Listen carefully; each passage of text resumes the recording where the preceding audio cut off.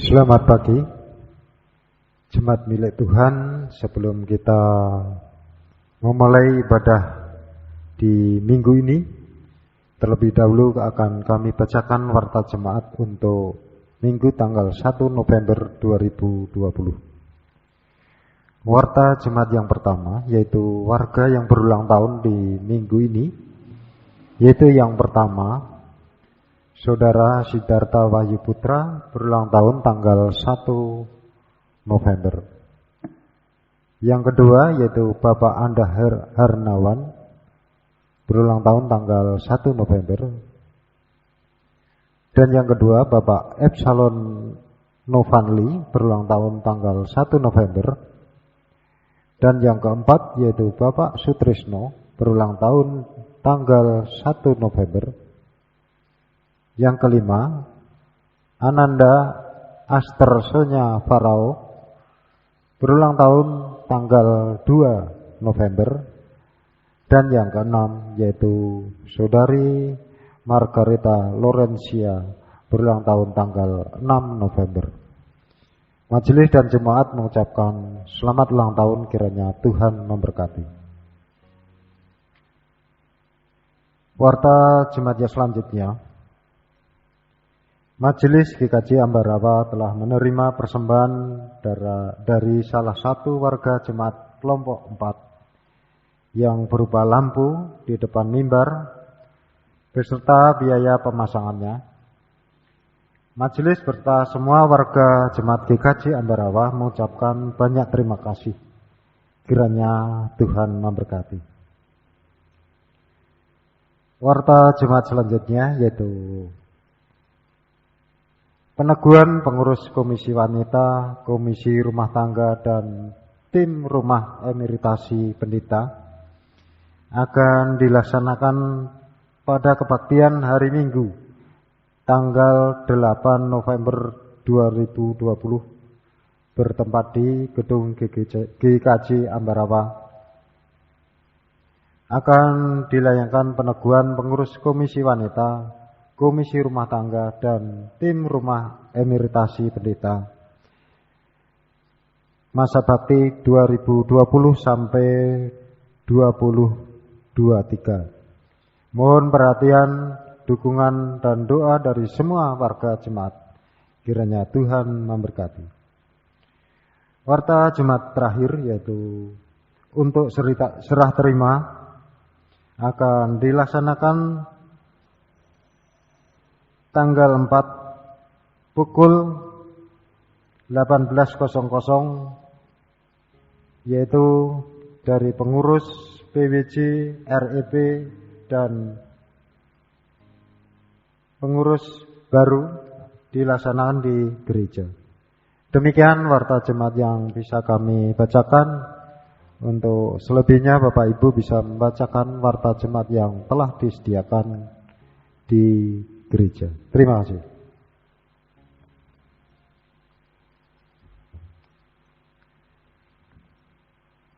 Jemaat milik Tuhan, ibadah di minggu ini yang diberi tema yaitu merendahkan diri, Tuhan memberkati. Saat teduh untuk kita.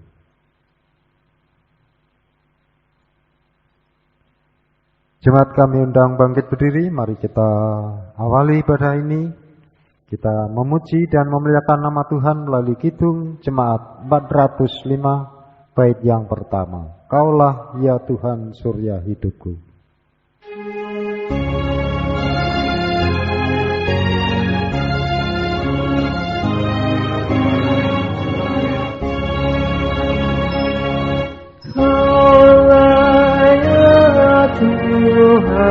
Surya hidupku,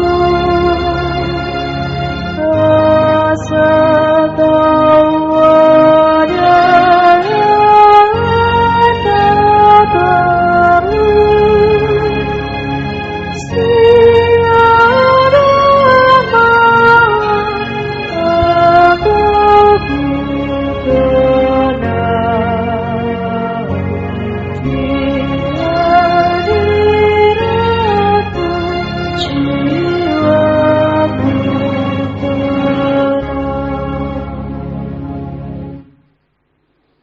Kita khususkan ibadah kita dengan pengakuan demikian.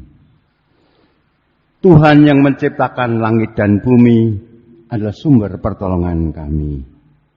Kasih karunia dan damai sejahtera dari Allah Bapa kita dan Tuhan Yesus Kristus ada pada saudara sekalian. Amin. Dipersilahkan duduk. Mari kembali kita ungkapkan rasa syukur kita dengan memuji nama Tuhan dengan menggunakan bait yang ketiga dari Kidung Jemaat 405.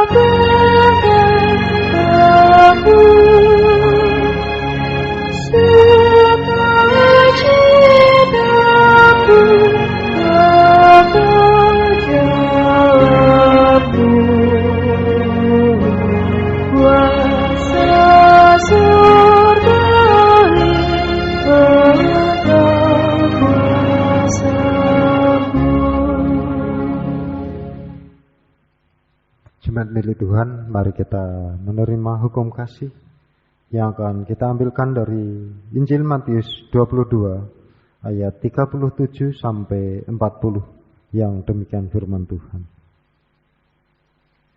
Jawab Yesus kepadanya, "Kasihilah Tuhan Allahmu dengan segenap hatimu dan dengan segenap jiwamu dan dengan segenap akal budimu." Itulah hukum yang terutama dan yang pertama, dan hukum yang kedua yang sama dengan itu ialah kasihilah sesamamu manusia seperti dirimu sendiri.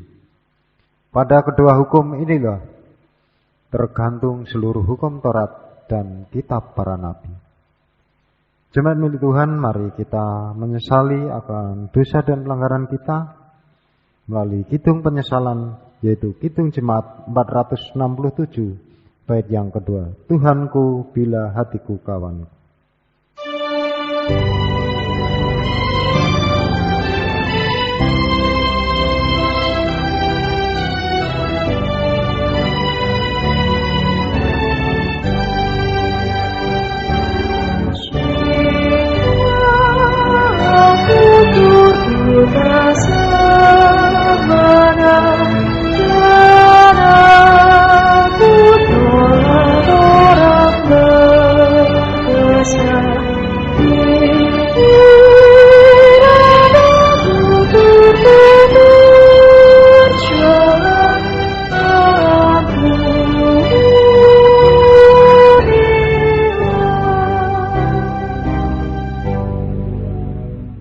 Setelah kita menerima hukum kasih dan menyesali akan dosa dan pelanggaran kita, kita akan menerima berita anugerah yang diambilkan dari Yosua 3 ayat 7 sampai 17 dan dilanjutkan yaitu petunjuk hidup baru dari 1 Tesalonika 2 ayat 9 sampai 13.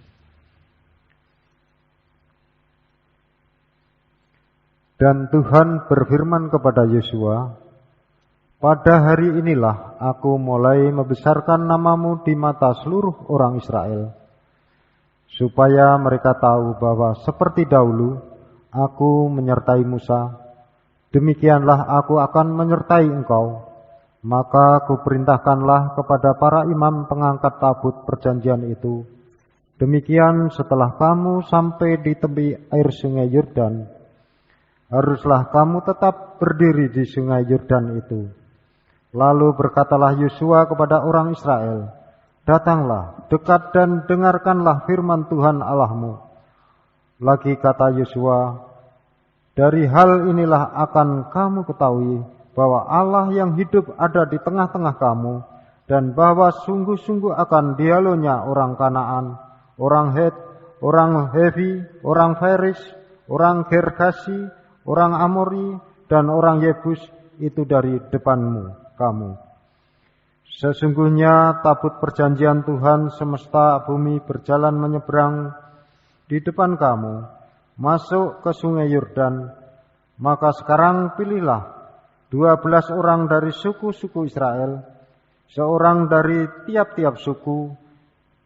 Segera sesudah kaki para imam pengangkat tabut Tuhan semesta bumi, berhenti di dalam air sungai Yordan, maka air sungai Yordan itu akan terputus. Air yang turun dari hulu akan berhenti mengalir menjadi bendungan. Ketika bangsa itu berangkat dari tempat perkemahan mereka untuk menyeberangi sungai Yordan, para imam pengangkat tabut perjanjian itu berjalan di depan bangsa itu. Segera sesudah para pengangkat tabut itu sampai ke sungai Yordan, dan para imam pengangkat tabut itu mencelupkan kakinya di dalam air di tepi sungai itu. Sungai Yordan itu sebak sampai meluap sepanjang tepinya selama musim menuai. Maka berhentilah air itu mengalir. Air yang turun dari hulu melonjak menjadi bendungan jauh sekali di dekat Adam, kota yang terletak di sebelah Sartan. Sedang air yang turun ke laut Araba itu, yakni laut asin, terputus sama sekali. Lalu menyeberanglah bangsa itu di tentangan Yeriko. Tetapi para imam pengangkat tabut perjanjian Tuhan itu tetap berdiri di tanah yang kering, di tengah-tengah sungai Yordan. Sedang seluruh bangsa Israel menyeberang di tanah yang kering, sampai seluruh bangsa itu selesai menyeberangi sungai Yordan. Jemaat milik Tuhan, mari kita terima petunjuk hidup baru, yaitu dari 1 Tesalonika 2 ayat 9 sampai 13.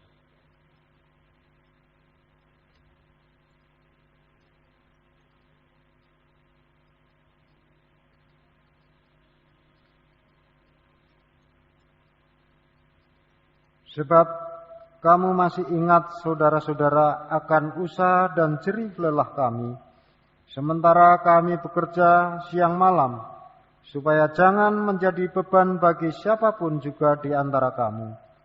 Kami memberitakan Injil Allah kepada kamu. Kamu adalah saksi, demikian juga Allah, betapa saleh, adil dan tak bercacatnya kami berlaku di antara kamu yang percaya. Kamu tahu betapa kami seperti bapa terhadap anak-anaknya telah menasihati kamu dan menguatkan hatimu seorang demi seorang, dan meminta dengan sangat supaya kamu hidup sesuai dengan kehendak Allah yang memanggil kamu ke dalam kerajaan dan kemuliaannya. Jemaat milik Tuhan, mari kita sanggupi firman Tuhan, yaitu berita anugerah dan petunjuk baru ini. Kita memuji melalui kidung kesanggupan 178 bait yang pertama. Karena kasih padamu, jemaat kami undang bangkit berdiri.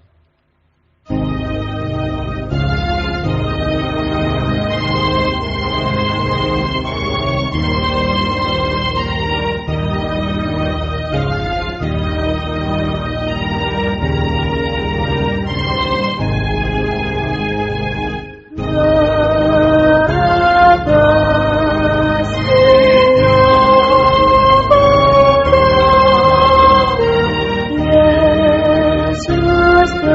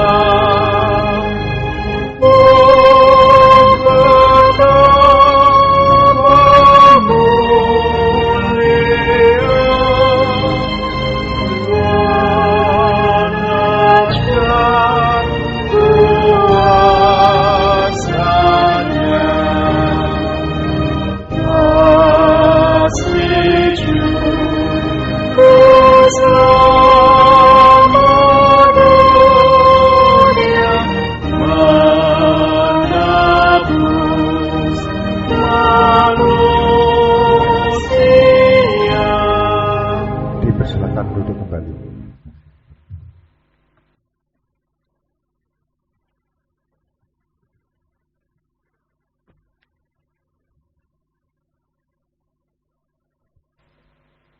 Jemaat milik Tuhan, tiba saatnya kita diberi kesempatan untuk mempersembahkan.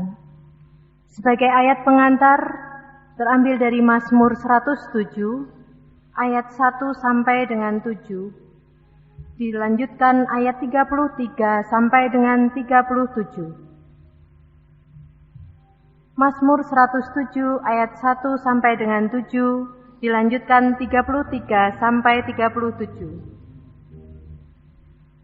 Bersyukurlah kepada Tuhan, sebab Ia baik, bahwasanya untuk selama-lamanya kasih setianya.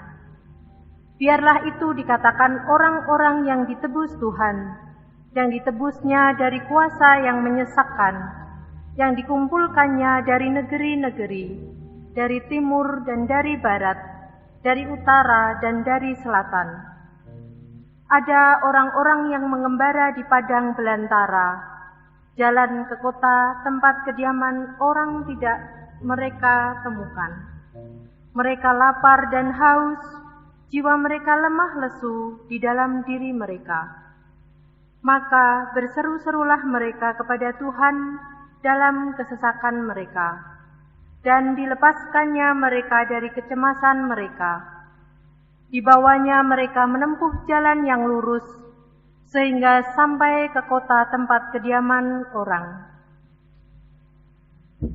Dibuatnya sungai-sungai menjadi padang gurun, dan pancaran-pancaran air menjadi tanah gersang, tanah yang subur menjadi padang asin, oleh sebab kejahatan orang-orang yang diam di dalamnya. Dibuatnya padang gurun menjadi kolam air, dan tanah kering menjadi pancaran-pancaran air.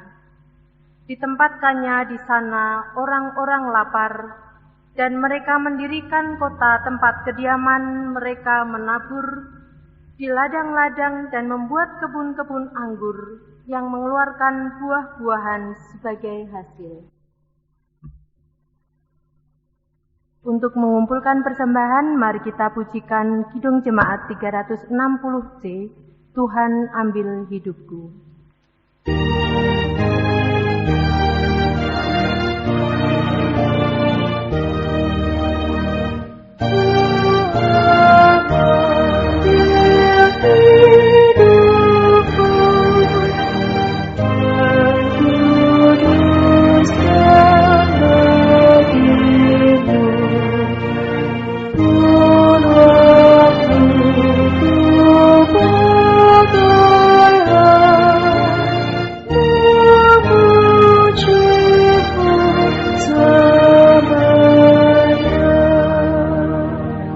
Mari kita bangkit berdiri, kita berdoa untuk persembahan kita. Tak henti-hentinya kami mengucap syukur ya Tuhan, atas berkat-berkat Tuhan yang begitu luar biasa di dalam kehidupan kami. Dan pada kesempatan yang indah ini Tuhan, kami mengumpulkan persembahan kami sebagai rasa syukur kami atas berkat-Mu yang luar biasa di dalam kehidupan kami. Terima kasih Tuhan untuk berkat yang senantiasa kami rasakan di dalam kehidupan kami. Terimalah Tuhan, layakkanlah, sehingga persembahan ini boleh kami gunakan sebagai sarana pelebaran kerajaan-Mu di muka bumi ini. Ampuni Tuhan, jika di dalam kami mempersembahkan terselip dosa pelanggaran kami. Dan jika sebentar kami akan menerima sabda firman-Mu, bukalah hati kami Tuhan, tolonglah kami supaya kami mampu melakukannya di dalam kehidupan kami. Berkati Bapak Pendeta Setio yang akan menyampaikan sabda firman-Mu. Hanya di dalam nama Tuhan Yesus Kristus kami berdoa. Amin. Dipersilahkan duduk kembali.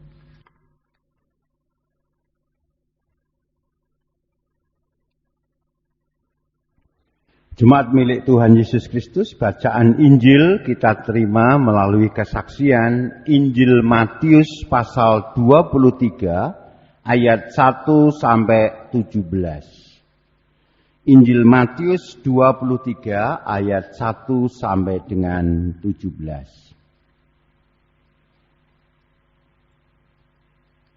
Maka berkatalah Yesus kepada orang banyak dan kepada murid-muridnya. Katanya, ahli-ahli Taurat dan orang-orang Farisi telah menduduki kursi Musa. Sebab itu turutilah dan lakukanlah segala sesuatu yang mereka ajarkan kepadamu. Tetapi janganlah kamu turuti perbuatan-perbuatan mereka, karena mereka mengajarkannya tetapi tidak melakukannya.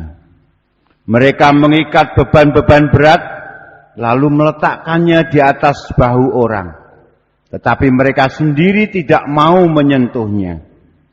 Semua pekerjaan yang mereka lakukan hanya dimaksud supaya dilihat orang. Mereka memakai tali sembahyang yang lebar dan jumbe yang panjang. Mereka suka duduk di tempat terhormat dalam perjamuan dan di tempat terdepan di rumah ibadat. Mereka suka menerima penghormatan di pasar dan suka dipanggil rabi.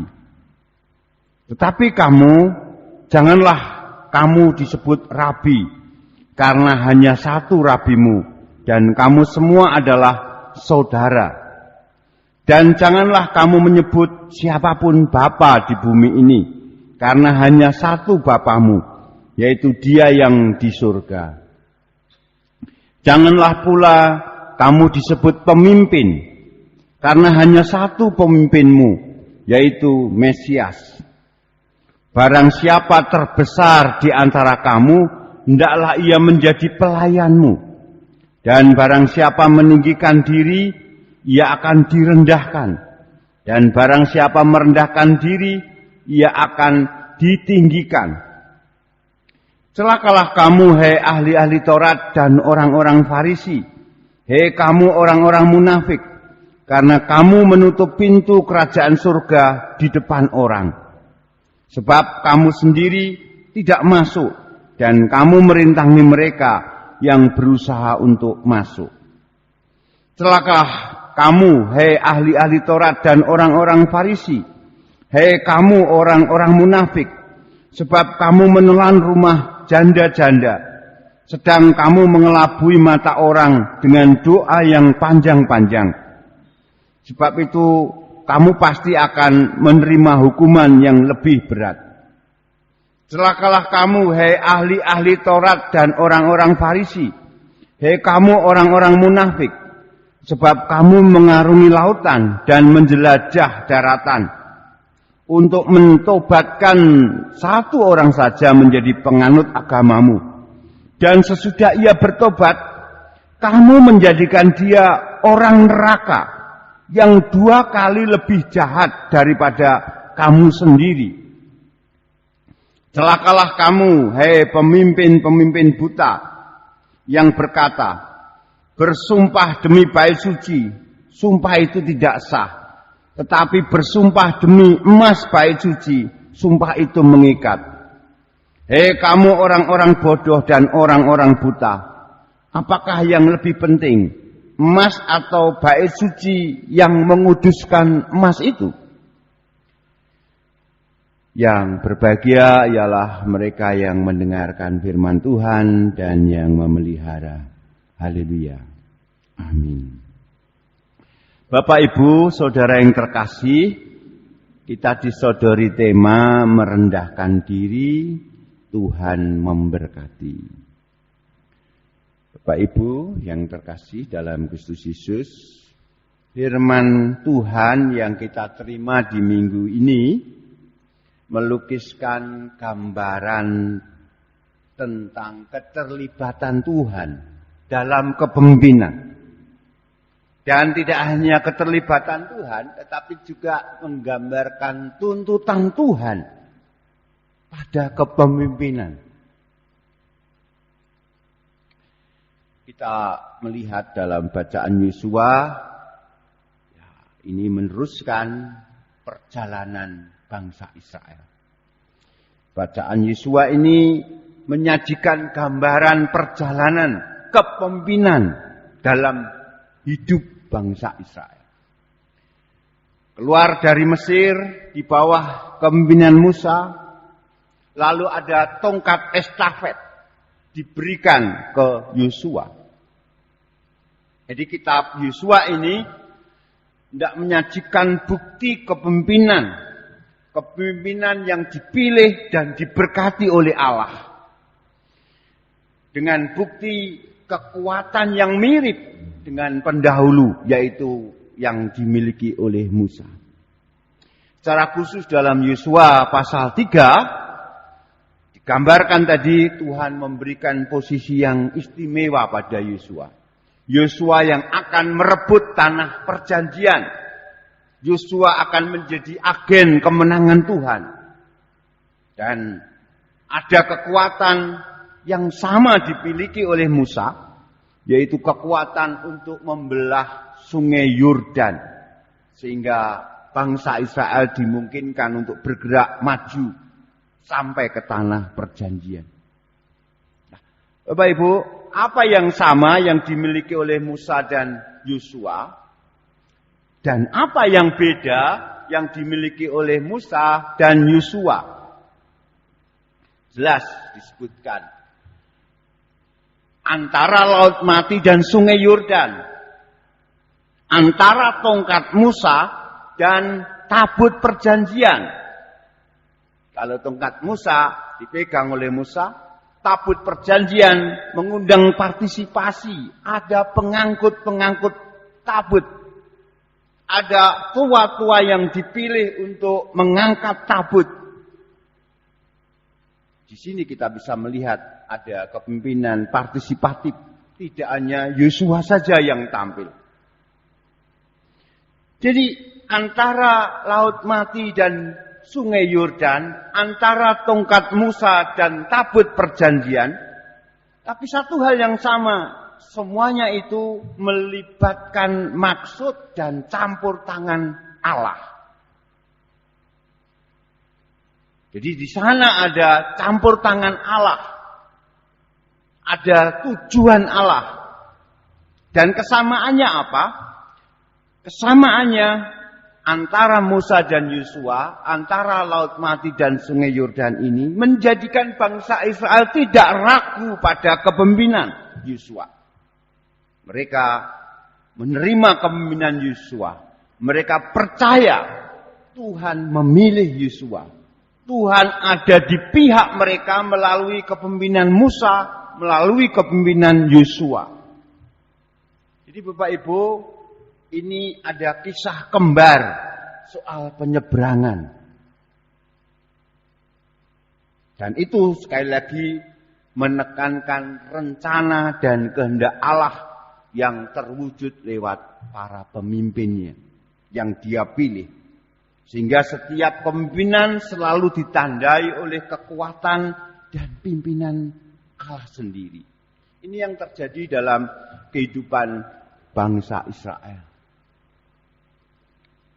Penyeberangan demi penyeberangan dari hambatan, baik Laut Mati maupun Sungai Yordan, itu dilihat sebagai bukti konkret pimpinan Allah, bukti konkret penyertaan Allah terhadap Musa dan Yosua.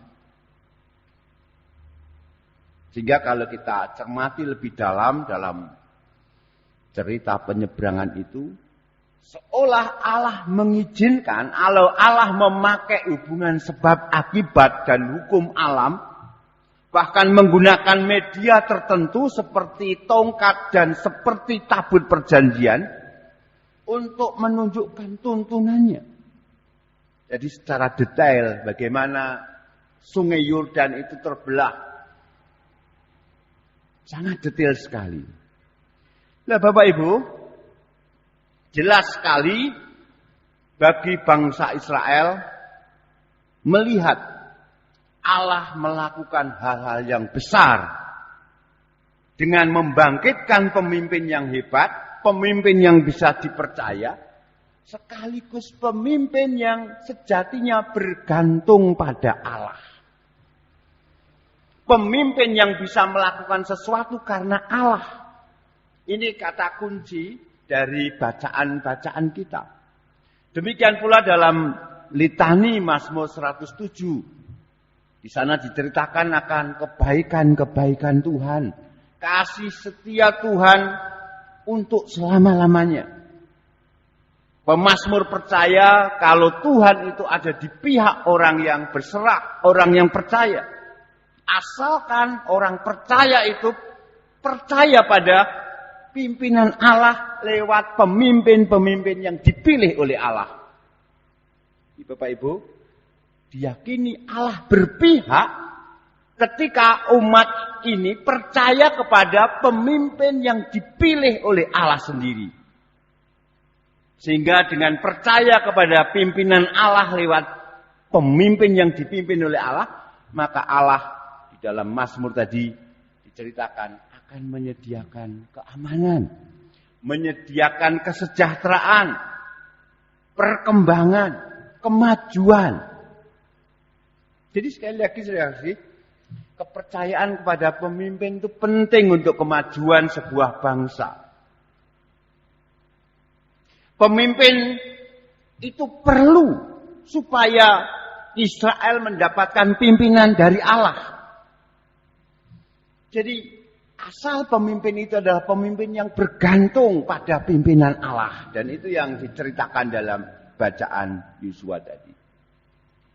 Sehingga melalui kepemimpinan Allah, maka bangsa Israel bisa menikmati berkat. Nah, sering kasih.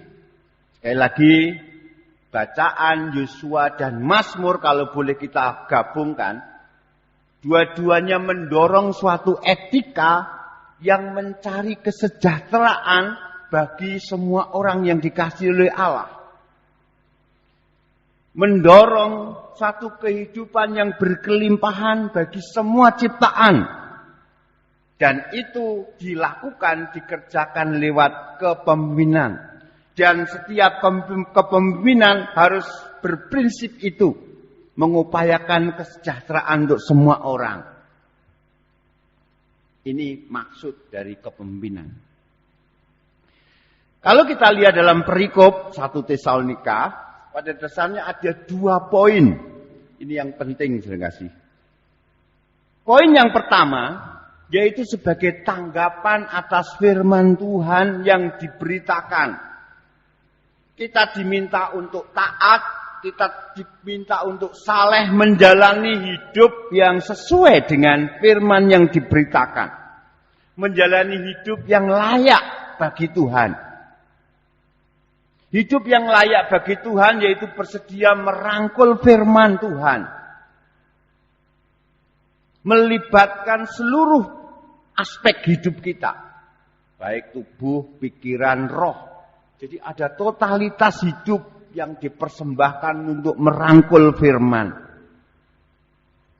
Kalau dalam Roma 12 ayat 2, jelas ada pembaruan budi. Ada iman yang aktif. Ada perubahan, ada transformasi.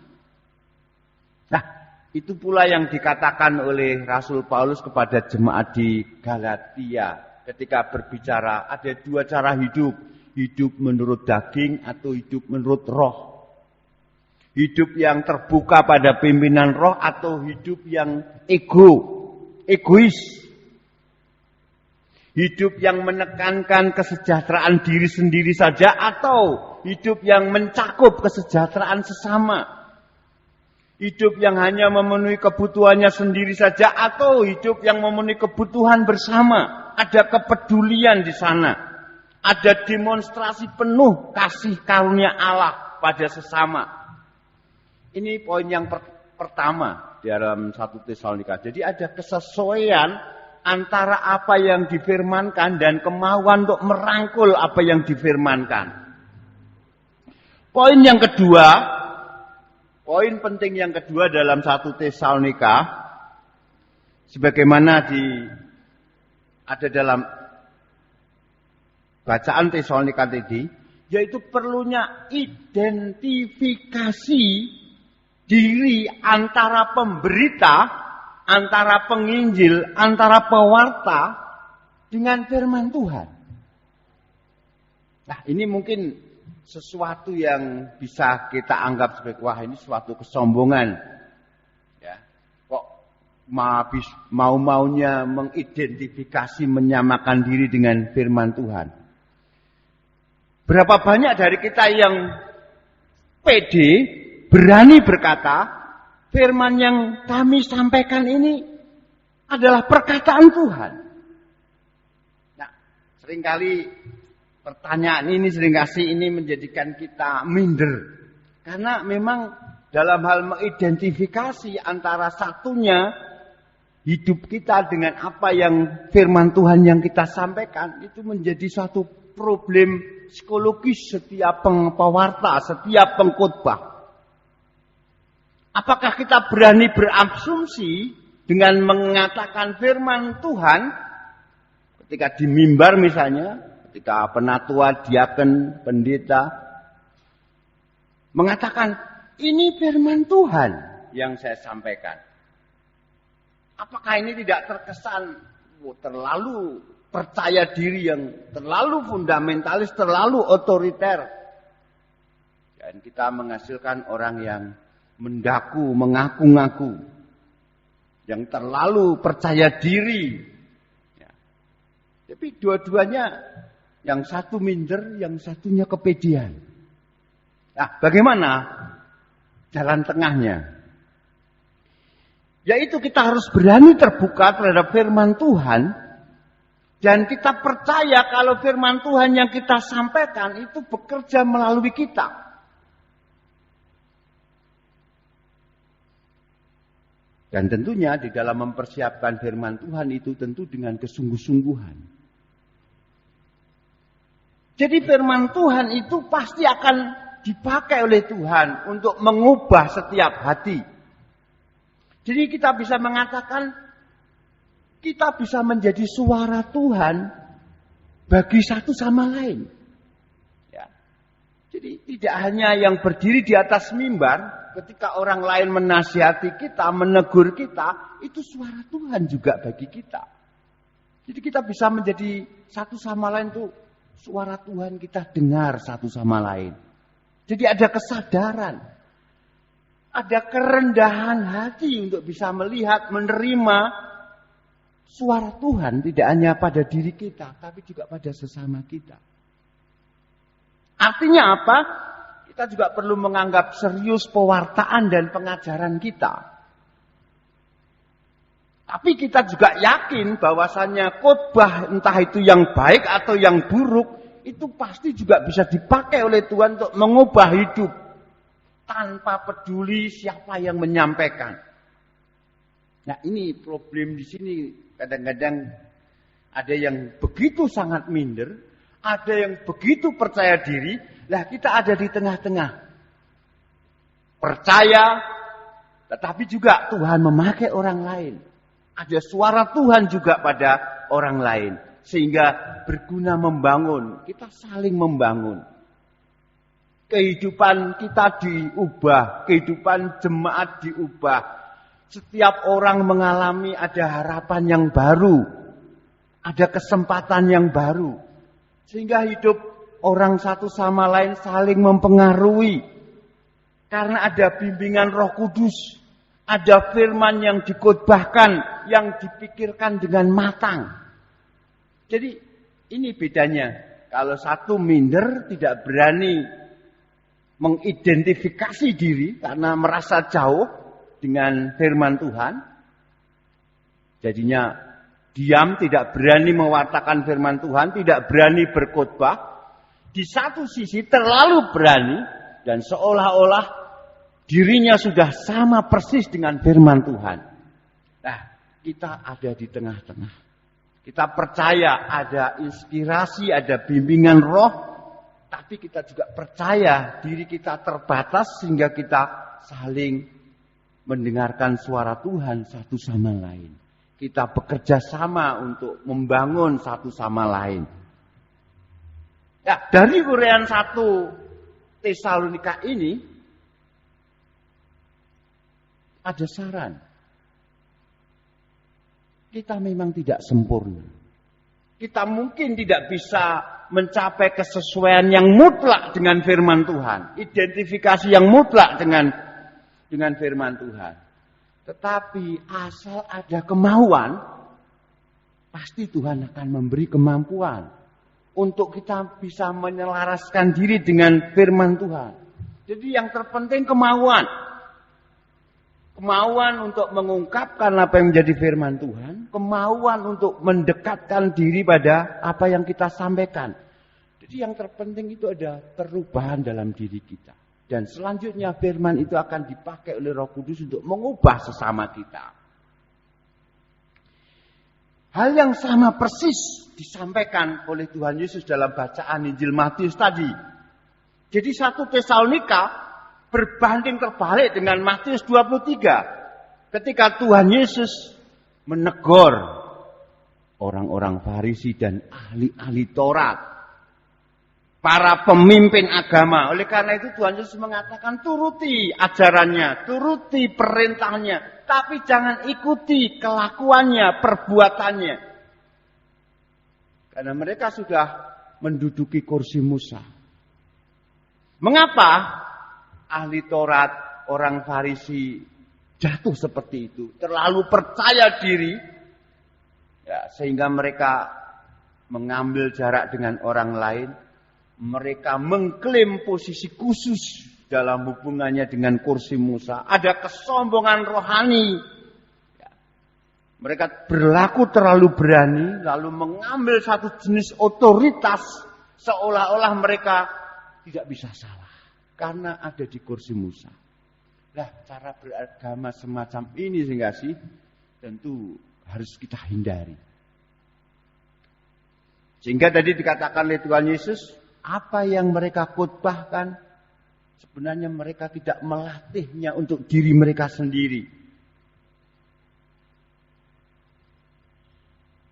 Tetapi Tuhan Yesus mengatakan, oke, dengarkan, turuti ajarannya. Jadi Bapak Ibu, saudara yang terkasih, ketika kita membagikan kabar baik Tuhan, kita perlu membagikannya dengan kerendahan hati. Untuk kesejahteraan orang lain. Bukan untuk kebesaran diri, apalagi untuk meningkatkan ego. Sebab kita hanyalah manusia biasa, tetapi kita telah dipercayakan untuk membawa firman Tuhan, membawa pesan Tuhan. Dan pesan Tuhan bukan untuk membuat jarak antara kita dengan yang menerima pesan. Itu sama dengan yang dilakukan oleh orang Farisi dan ahli Taurat. Dan itu yang menyebabkan banyak kegagalan mereka. Tidak menyembuhkan orang lain. Nah, sering gak sih? Hidup kita, ini refleksi untuk kita. Hidup kita, perkataan kita, kesaksian kita, bahkan semua pemimpin dalam gereja misalnya, penatua, pendeta, diaken, dalam keluarga misalnya, orang tua. Kita semua adalah orang yang dipilih secara khusus oleh Allah untuk mengidentifikasi apa yang kita omongkan, apa yang menjadi pesan Tuhan, supaya itu cocok dengan kelakuan kita. Dan itu akan menjadi anugerah bagi orang-orang di sekitar kita. Betapa pentingnya posisi kita. Betapa pentingnya posisi kepemimpinan. Tapi kepemimpinan yang bisa memberkati adalah ketika ia mampu merendahkan diri. Amin. Saat teduh untuk kita.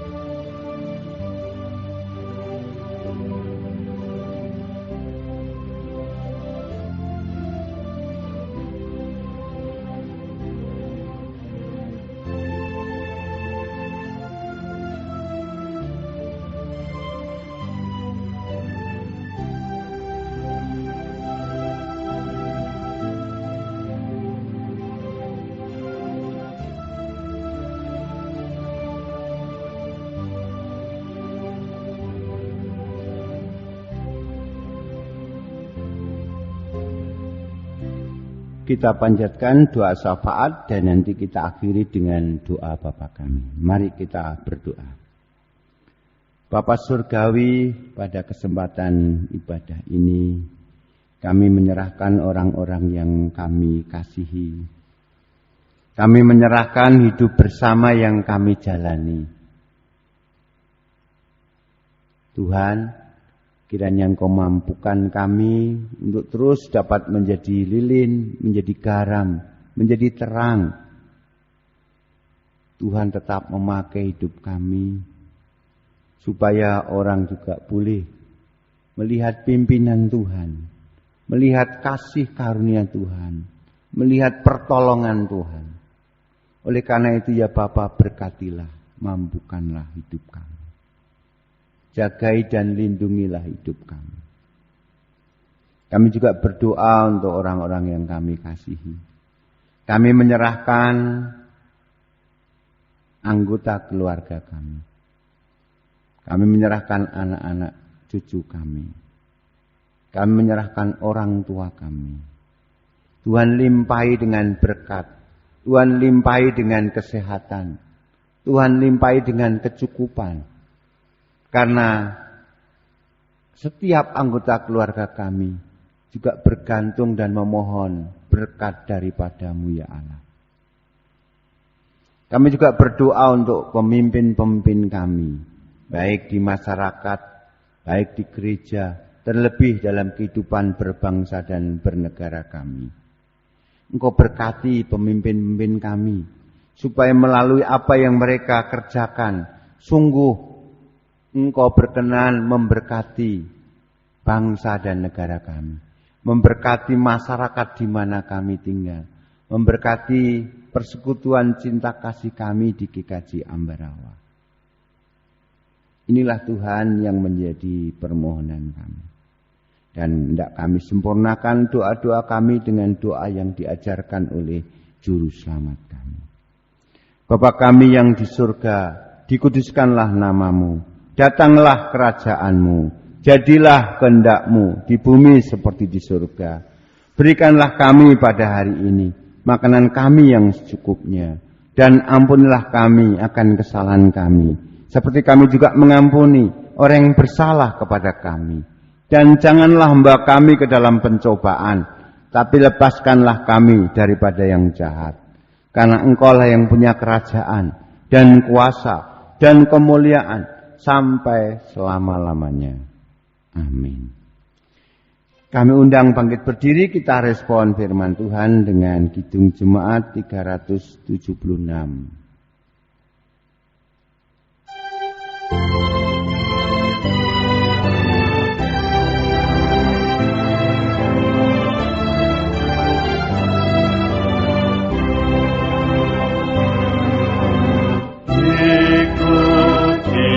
Saja Tuhan, jalan damai bagiku.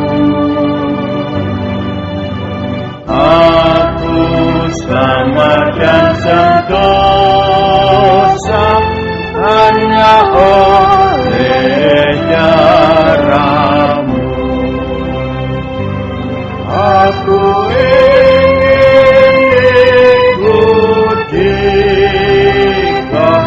dan mengabdi padamu dalam Dikau juru selamat, ku bahagia penuh.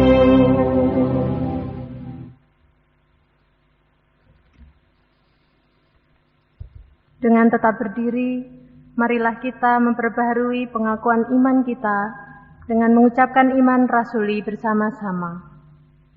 Aku percaya kepada Allah, Bapa yang Maha Kuasa, Khalik langit dan bumi, dan kepada Yesus Kristus, Anaknya yang Tuhan kita, yang dikandung daripada Roh Kudus, lahir dari anak darah Maria, yang menderita di bawah pemerintahan Pontius Pilatus, disalibkan, mati dan dikuburkan, turun ke dalam kerajaan maut.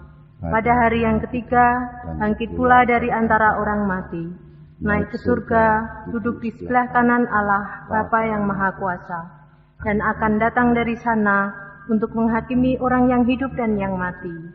Aku percaya kepada Roh Kudus, gereja yang kudus dan am, persekutuan orang kudus, pengampunan dosa, kebangkitan daging, dan hidup yang kekal. Jemaat yang terkasih, mari kita kerjakan kepemimpinan yang bersandar pada pimpinan Allah. Sehingga melalui hidup kita, Allah memberkati sesama kita. Dan terimalah berkat Allah. Kasih karunia Tuhan Yesus Kristus dan kasih Allah, serta persekutuan Roh Kudus menyertai saudara sekalian. Amin. Kita akhiri dengan bait yang keempat, ikut dalam kesucian.